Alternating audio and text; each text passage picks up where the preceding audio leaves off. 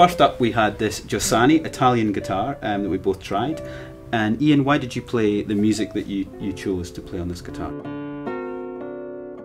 I played Sueño en la Floresta by Barrios on this guitar because that particular piece, due to its open tuning, gives the guitar quite a lot of opportunities to, I suppose, show off its sustaining qualities. When you play a note, it seems to never end, and the wonderful thing about the sustaining qualities on this guitar is that each note has that quality. There are no immediate dead notes.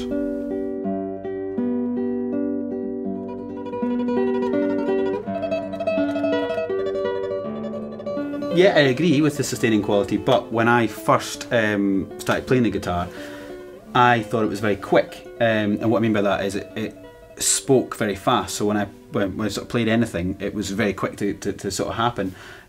So I chose the registro from the Lauro suite.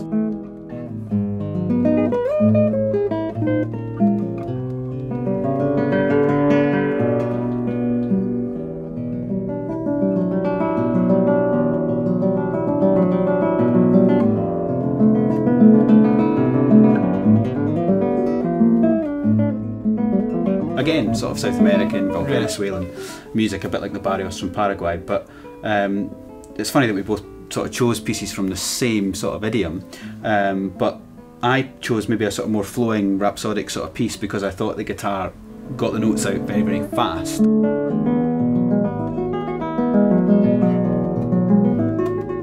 So it was really, really easy. In fact, it's a very easy guitar to play. Yes, it is. And I would agree that it is a very responsive instrument, and in all registers you really feel like the guitar is supporting what you do. Yeah. You don't have to work against it. It just seems to do what's asked of it.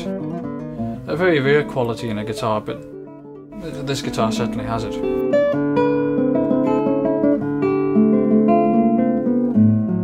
So another thing I thought was quite amazing about the guitar was it's obviously got a very fine varnish on it, but it doesn't look like French polish, so it's really beautifully finished, but doesn't quite feel like French polish, more like a violin varnish or something like that. But the guitar is spectacular looking, you know, in terms of the wood. So this is obviously Brazilian rosewood on the back and on the sides, which looks gorgeous, really, really, really incredible. And the workmanship across the guitar is really excellent, I think. Yes, and another interesting fact about this guitar is that this very fine rosewood that you see, the sides are actually double sides, a technique explored quite thoroughly by Daniel Friedrich, the great French maker.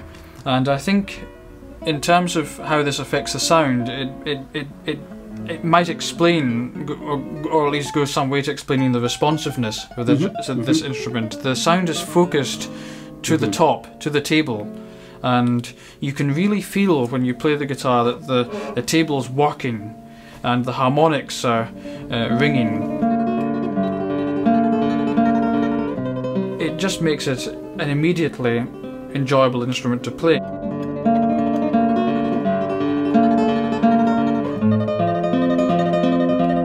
An interesting rosette. I like these styles of rosettes which are more like larger shapes, blocks like this. I mean, obviously the traditional rosette with a lot of inlay and a lot of very small pieces, mosaic pieces, it's really popular, but this I think you see further out into a concert hall, which is really quite effective. Yes. You know. And it adds a touch of modernity to a guitar, which is actually has quite a traditional look to it. It strikes an aesthetic balance between the kind of more, I suppose, experimental instruments that are being built, experimental designs, and the more classic Spanish look.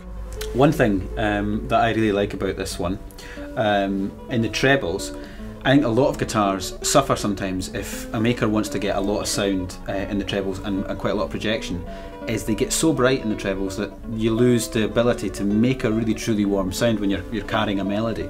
But what he's managed to do, Giussani, is he's got that brightness and that vitality, but you do get a very quick response when you want to use a real tasto sort of sound. So I was quite impressed with that, because I have played a lot of kind of guitars lately that have this big, powerful treble, but it's not got a quality of sound that I really like, you know, so much.